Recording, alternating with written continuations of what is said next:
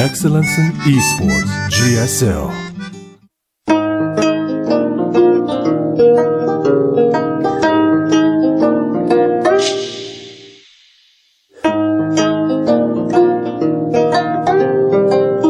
Excellence in Esports, GSL.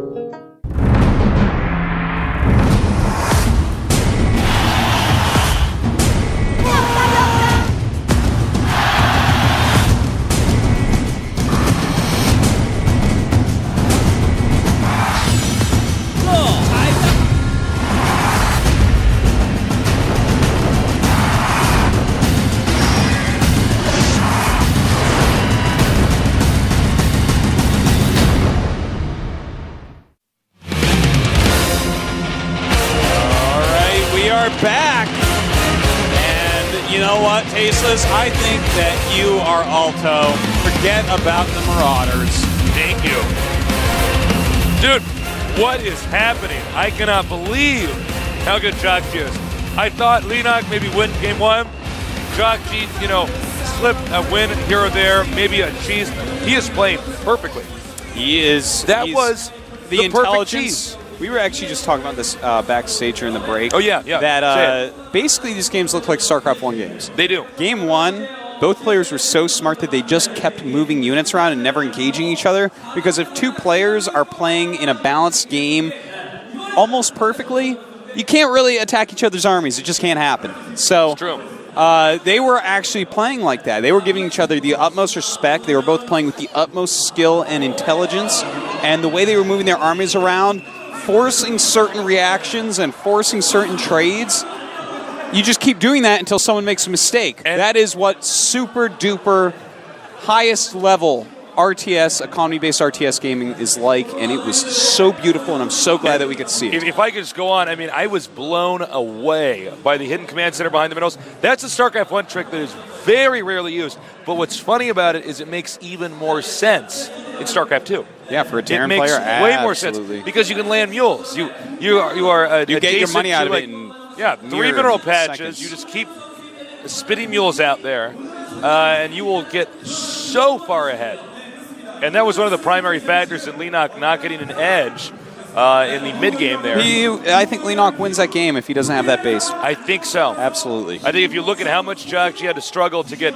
It was still close. It was still very close. Yeah. And also, don't forget, Leenock did blow up that one big group of banelings. I don't think that alone caused it. But that plus the hidden command center definitely had something to do with it. These chairs are really scaring me. Our set actually is like tilted this back. Is like if my chair was on wheels, I'd be like, ah, and I'd just fall. Yeah, you would. And then it'd get like on E-Bombs World or one of those kind of trashy sites, where they just laugh at people who get hurt, And then that would be how I die. So luckily we do not have chairs on wheels here. But yeah, we are high up, okay? I was telling our toasts earlier that we should have had Leenock come down on a zip line like this onto the stage, into the booth. And Jjakji would have been on his hang glider shooting down there. That's funny. I cannot believe how good these games are. Yes, and I am just so excited to see what Jjakji has planned for us coming up. Leenock's just going to keep doing intelligent play, good I don't think he's going to take a risk. He'll mix in. Sometimes he does his Roach Baneling aggression. He does that. He mixes that in more than most Zergs. I would say maybe even a fourth of his ZVTs have that in it. But what will Jjakji come up with? Also, guys, get on Twitter, tweet or hashtag. It's actually important. GSL. That's the #, number 3, ship number 3 on your keyboard. GSL. Say something about it. Say something about Jjakji or Leenock or whatever. You can tweet at us. Excuse me, I'm about to burp. You can tweet at us. Call me Tasteless. He's our Toasters at ColeMTV's Twitter. And look at all these nerds. And by the way, cheers to all you guys at Barcrafts around the world. It is so sick to see RTS games played at high levels like this with the world watching. If this is no longer a fringy underground thing, this is mainstream, baby. Oh, yeah. Jjakji against Leenock. Now, I can guarantee you, I don't think anybody, except for maybe Jjakji, his training partners, expected the first 2 games to be a 2-0 for Jjakji. Yeah. I thought 2-0 for Leenock or 1-1, excuse me. Certainly. But after those 2 games, Leenock is going to know that Jjakji is unpredictable. He's powerful. He knows how to play the game. He is that horse that Absolutely. you just cannot ride. He is that crazy He's that steed or horse, whatever. man. But Leenock has to throw a blanket over and whisper in his ear as he walks around in circles, or he is going to go out 4-0. He's going to have to become the Jjakji Whisperer. All right, looks like it's time, guys. As we move on to game number 3, can Jjakji keep the ball rolling? Will Leenock come back? We're going to find out here at the GSL Codas Finals. Thank you to our sponsors. Now, in the upper right, we have our Terran player, smooth, crafty, hard to read. His ideas. And it's also Jjakji. You know, it's not shocking now that I really think about how crafty the entire NS Hosio team is. Yeah. To see a Terran playing like a really smart Protoss. In the bottom left, our young blood Zerg winning MLG Providence, Rhode Island. His ID. That's right. Don't forget, just a couple weeks ago, that nerd baller won $50,000. It's a lot of money. Yeah, and that much is on the line right now again, man. I mean, this Yeah. guy has won a lot of money in a little amount He of wants time. it back. I mean, it's hard enough to get to a GSL Codas Finals. And, you know, here's the truth, guys. Who are some people that have also been in the finals that we don't talk about a lot? Inca, Yeah, Top. yeah, There's a few others in there. certainly. Because, yeah. let me tell you something, being the winner of Rain. a finals or Rain, yeah, we really don't talk about Rain really anymore. It is one of those situations where, honestly, John brought us coffee. He's such a John is the real champion of the GSL Codas. Thank you, John. You know, it's a big difference between the gold medal and the silver medal. So much, not just the money, you know, but the notoriety as well. And I have to say, these guys want this so badly. Now, how do you play Daybreak if you're playing like Jjakji? I do not know. I think that, you know, Would you do like he a looked random so two-board good. Banshee all in? Well, I mean, if That you, would be if you- unexpected. if I don't see a 2-4 Maybe switch- Banshee all in, I'll be a little bit surprised. The way Jjakji's playing, how tricky and intelligent he's playing, no one really mixes them in right now. It's like, And of course, on this map, know- it wouldn't be good, which would actually throw them off even more because yeah, they're so far apart. exactly. But I don't think we'll see it here. I think what we'll see here from Jjakji actually is standard solid play, because it'll be very hard to pull off. But he's already shown that he's really. What? What is he doing? Oh, he's going after the Overlord. Oh, nice. This is something that we do see from time to time. He's going to go after this Overlord, try to chase him away.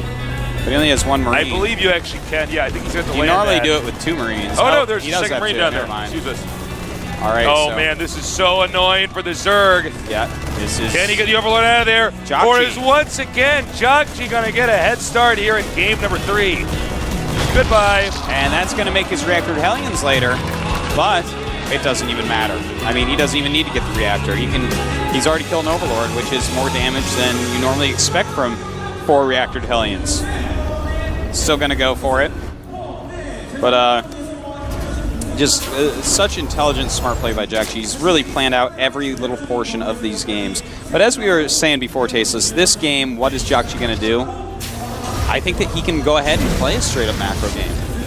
Maybe even play it slightly greedy, you know, like that really quick third command center like MVP oftentimes does. Yeah, I mean, there's a lot of different Not ways necessarily to at play his this out. third, but, you know, just having it very quickly.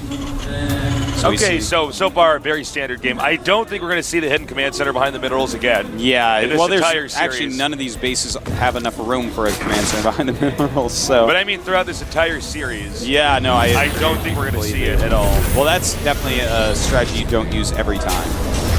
You only mix that in every now and then. So we do have some Hellions on the map, a couple more being made from that reactor factory. He is trying to burn down this creep timber. Excellent cancel there, so we can make that creep timber a little bit later on. You definitely want to keep those creep tumors alive. That's 25 energy. Each one of them is 25 energy from a queen that you have to use. And the more creep tumors you have, the quicker it spreads, the more directions you can go in. Yeah. It's all wonderful. So, right now, such a standard place we're in. I'm going to take this opportunity to remind you guys, get on Reddit and Twitter, talk about this. And also, the Blizzard Cup is coming up, guys. Yeah. 10 complete all-stars going at it. It's going to be insane. Check out the new website, too. Yes. Yes. Yeah, we got the new website VomTV.net, man. So check it out. And a lot of people have been asking, how do I watch this stuff on either an iPad or an iPhone or an Android or whatever. I don't know if it works on Android yet, but I know it m.vomtv.net.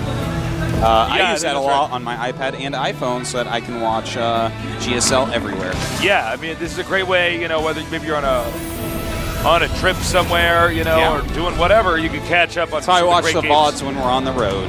Right. m.vomtv.net. So we have more spine crawlers here. Leenock hasn't really deviated from his play style, but at the same time, I don't feel like Leenock's even been given a chance to play an ordinary game. Yeah. The fact that the first game he thought was ordinary. So the fact that he went 2 Spire upgrades is so... I can't even get over how intriguing it is to me and how it makes sense in a lot of ways. And I wonder if that's actually going to be applicable. Is the metagame going to shift into that from the top macro players? I don't know. Could. But I would love nothing more than to see that because that's awesome. It's just, I love it. And look, Leenock once again setting up his buildings in a very similar pattern to what he's been doing. A tried and tested way to do it. See the Queen here trying to drive out these Hellions. And it's all these little things that he's doing that are allowing him to kind of get a lead here. Notice this spine crawler coming up. Hellions will just bruise it and then have to run away because they do so little damage to spine crawlers. He does have some Marines out here on the map. And that is a very well-placed spine crawler. Going for combat shields now. And once again, another Overlord will be killed off. That was there to scout and take a peek at what's going on. He probably counted the minerals. See how long that base has been mining for. Leenock going to have, just very standard, but of course his third base is going to be quicker on this map than on most, which is going to make him scarier than in some of the other maps. That was actually close. Did he attack that? Yeah, it's a good thing the Zerglings didn't, with all the Marines coming up from behind and Stim already done. All right, so he has more Zerglings in the way and Banelings. And of course, with Banelings, Leenock's doing it right. He doesn't make the Banelings until he sees the Marines moving across the map because you can make Banelings in real time. You know what I really like right now quickly. Go ahead. Is the eBay just going up for Jjakji because he wanted to get a little bit more aggression on a little bit earlier. Like before Mutas, he wanted to be around with his medevacs a little bit, which is what we see here. But Leenock almost has 1-1 already. His double Evo going. Yeah, he is worked both as a wall off. Oh! Ooh, very nice. But it worked both as a wall off and as a way to get ahead on upgrades. And if he starts 2-2 right away, I'm the sickest fan, man. I'm all about those double upgrades. They can get you ahead in the long game, which this already looks like it's probably going to be. Do you think he should move in here? Well, he can always lift up a decent amount of his Marines, but here we go. Banelings sitting there. A scary moment here. And I'm not sure if he's actually going to get any real damage done this game. In 2-2 starts, Baneling speed I think and he actually burrow. needs to turn around right now. Dude, I think Leenock's actually too scared of the map. I think Leenock's learned his lesson, which is like, have a lot of presence on the map early on. Uh-oh, drop! We got a drop! Yes, we do. He's trying to lure some of the units up into the main base, see if he can get some damage done. And he doesn't know? He doesn't know. Leenock isn't reacting. Talk about a delayed reaction. Going here, doing a lot of damage. Meanwhile, he's simming and he's going to go elsewhere to the third. Oh, beautiful moves right now. The units of Leenock way out of position. Targeting down some of the Banelings. No. And he's dealing a lot of damage. He's got to watch out for those Banes, though. And a beautiful flank right now. Banelings, beautiful hits. But he's dropping again. He will manage to get these. No, he will not. Maybe he can manage to get these queens. Leenock's even so good. Nice transfuse, so he will clean that up. And Leenock clean up everything, but at the same time, Jjakji 100 supply to 93 of Leenock. I know, it's pretty a little damn crazy. Impressive, man. He's doing a lot of damage Normally still. you'd expect him to be like 20 supply behind after something like that, and it didn't actually happen. Yeah. So, you know what? I keep seeing, wait a second, no, those circles aren't doing it. So I keep seeing these tiny things that are happening from both players, just watching the production tab, even the timing of the buildings and whatnot, and I'm loving it because Jjakji skipped Siege, skipped upgrades a little bit to get that little attack going that we just saw, the drops plus attacks, before Mutas, which he did the move he wanted to do. Whether or not it was successful enough, I would say probably not quite. But he's adding a second factory immediately because he realizes that he will not have any map presence for the rest of the game unless he starts massive siege tank production, as it is a bit late because he wanted to do those early aggressions. So just such wonderful planning by Jjakji, such full appreciation and understanding for the flow of Terran versus Earth. Yeah, I mean, his tempo is brilliant. He knows how to shift gears in an amazingly impressive way. Now we have the Lings coming out here. You can see both players are actually being very cautious at this point in time to not lose too many more units in the middle of the map unless it's at least going to be a trade. And now we have a drop over here inside the main base. Will Leenock respond in time? I think so. He has a lot of Zerglings, a couple queens in there as well. He's going to be careful. Does not want to lose that queen. Nice transfuse. Leenock uses more transfusions than anyone I've ever seen. And with the Banelings with speed, nothing going to happen there. That drop fought off as well. And by the way, he skipped mutas altogether. His hive is almost done. His spire is done. He hasn't made any. He's getting the pathogen glands. It looks like we might be seeing Broodlord tech immediately instead of any mutas this game, which is a stark contrast to game one. And the question is, can he kill this hatchery in time? If he gets the fourth base, is there going to be a counterattack? He will get this hatchery, but what about this expansion? And, well, that's a planetary with the siege tank next to it. It's pretty scary. Down he comes on. That's a lot of Banelings. And he gets it. Wow. Both players trading expansions. That's a lot of Banelings, though. I mean, I don't know if he's going to have enough Banelings to defend his third base, actually, which I'm not sure about. Leenock actually factored in. Well, it's 3 base against 2, and he gets the queen full of energy. Siege tank sieging, a lot of Zerglings coming up from the back, some from the front as well. Does he have enough right now? He does have those 2-2 upgrades, and it looks like, yes, they have paid off, and he has stopped this attack. Nice, even bungling the medevacs. And now it's 130 plus supply, almost 140 against 114. Leenock has taken a supply lead. He's up by 1 base. His tech is higher. His upgrades are better. Leenock fighting back in game number 3. Leenock is truly ferocious. And here we go, a counterattack, taking out the siege tanks. Oh my God. That's exactly what Leenock needed to do to get even more ahead in this situation. Dude, he has 3-3 on the way for Zerglings. And the Greater Spire just finished. So his Broodling, Zergling, Baneling combination is unbelievably upgraded. Whereas 2-2 is on the way for Jjakji. The difference in upgrades is going to be huge. He's going to have 3-3 when it's just 2-1. And being up by 3 upgrades total that's is, huge. I mean, that's oftentimes just a game winner in and of itself. If you look at actually the Baneling kill move, I don't think this drop's going to do anything. But if you look at that Baneling move where he took out the planetary, he's now going to have the perfect timing to deny. Oh, nice angling here. The perfect timing to deny the Terran the third base again for the Broodlord. Yes, you're very right. And look at this. This drop actually doing a lot. He did not have too many units back there. Didn't engage them all that well. Will take out the medevac, which will help, but going to lose that spawning pool. He's going to have to remake it. Of course, he actually backs off here. Very nice. In as well to 9. So it will be taken out. The next spawning pool is being made. A couple more hatcheries going down. And +1 Jjakji's going to push Artosis. Oh, he is. And this means the Broodlords will not be there to defend. Just as he pushes 12 drones made by Leenock. Here we go. He wants to force an unsiege, but he may have to just go. Uh-oh, he's moving in. That might not be enough Broodlords. Oh my God, that scan to hit the Banelings in. Oh, Banelings everywhere. Only a few Broodlords left over. Oh my God, that scan actually has blown me away. The game, man. Had he not scanned there, the Banelings would have killed everything because the siege tanks wouldn't have been able to see them in time. That's why Two huge volleys there because of that scan. Also, it delayed the Banelings coming back in. More damage was done by the Marines on the Broods. Everything adding up with these genius moves by both players. Of course, don't forget, Leenock has way better upgrades right now. All right, he's going to move out yet again here with the Vikings and the medevacs in one group and the siege tanks and everything else in another. Well, he is moving out. That third base going up once again, a planetary being made. Leenock does have his fourth base up and mining. 2-2 upgrades finally done for Jjakji. So he's beginning to catch up, and this could be huge, man. Oh, no. This could be gigantic. If he goes right through there.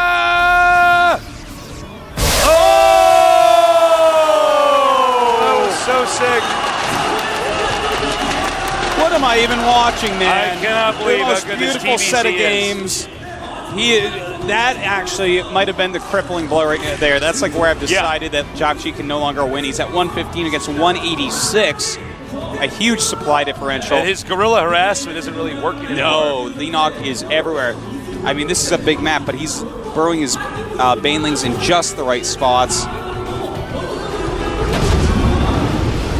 All right, well, he's going to try again. I think he's starting to realize that actually Leenock is too good with the baneling landmines. And guys, this is Daybreak. This map is freaking huge. It's gigantic. You know how many scans you have to burn to get all the way across the map and have ensured safety? And now a 5th base for Leenock against the 4th of Jjakji's coming up. I mean, 3-3 on the way. More air carapace upgrades. Look at this. A lot of spine crawlers going down just to slow his opponent. He's going to drop yet again, but there are spine crawlers and banelings ready.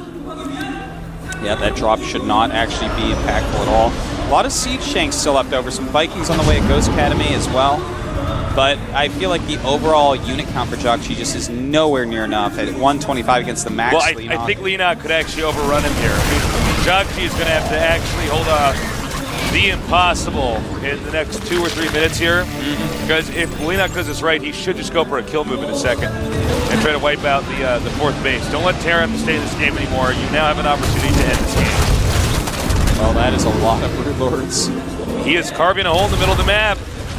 He's saying, no, it's fine. I'm more than happy to reinforce this area with ease. Oh my God. Jjakji's drops doing less and less if that's even possible. And here we go. Probably the final battle of this game. The siege tank sieging way too late. And there is no way. Can he possibly hold this? Beautiful fungal growth. He's too good. Queens as his anti-air offgrade. And GG. Holy crap. Great play. Leenock's still in this, guys. Jjakji had beautiful moves in that game, but Leenock was far too strong. I can't believe how good this series has been. I just cannot believe this, guys. No, I know. It's already the best. Already the best GSL finals, in my hands opinion. down. And I don't actually say that every time. No, we definitely don't, actually. But it's... I mean, the game play overall, significantly better than other TVZs we've seen. You can see the NS Hoso coach going in there and just getting a word with him saying, all right, maybe we should try a different approach here. Damn, man. Insane games. I could not believe that baneling landmine. Oh, my God. Because the thing is, Jjakji was actually so smart to unload outside the base, because that was the problem. Is he couldn't Leenock's things were going up, and he's like, oh, wait. And he pulled them back, knowing that those banelings would come in useful. And he got all but 1 Marine. Yeah. He got... It's pretty crazy, man. He got 15 Marines right there. 2 Banes. And I don't know. I mean, I could see why Jjakji would probably want to play a standard turtle game on Daybreak. It's hard to do too much tricky stuff there. Yeah. Well, rushing is hard to do. So long. Yeah, it's so long, and it's really easy for both races to acquire the 3rd base, so why not try it? Why not test the waters in a standard game? But really, Leenock never took any heavy blows there that he couldn't recover from. In fact, he was mostly dishing out the damage. He dealt with everything just right. And if you notice, Leenock actually survives much longer than Jjakji does so far from what we've seen. When Leenock's behind, he'll stay in the game for a long time and still manage to have a chance. Jjakji had some beautiful moments, but it was really Leenock who was so far impressing more as far as long-lasting games. Certainly. We'll see what Jjakji does in game number 4. I'm so excited about that, I man. am so curious about what strategy. I think this one might go 4-3. These guys are both too good. I think it could. That would only be our 2nd GSL finals ever to go 4-3. Yeah. Last, of course, being Season 2 with Neski against Marine King. All right, it is time for game number 4. Jjakji against Leenock. Belshire Beach now. The winter version. Yeah, Leenock said he doesn't like the map, but his record says otherwise. He's like 5-1 here to ZBT or something. Yeah, this is a map I think is a little bit stronger for Zerg than it is for Terran. I gotta say, the game he played against MVP on this map, all other 4 games were kind of weird, and I felt like overall MVP was outplaying the series, but then game 5 where it really mattered, Leenock completely outplayed MVP. Yeah. Just completely. Now, this is a map where we could see Jjakji cheese. I absolutely, totally could see Jjakji cheese. I We've could seen see a that. lot of different cheeses from Terrence. There's a lot of different ways to play it. Jjakji has to make the wise decision here because the result is going to be one of two things. Either they're even or Jjakji's one win away from taking home this GSL Huge Finals here in difference. Kodes. We're down here in Seoul, Korea, the mecca of esports, with some of the sickest games that we're seeing. So get ready for game number 4 with Leenock against Jjakji.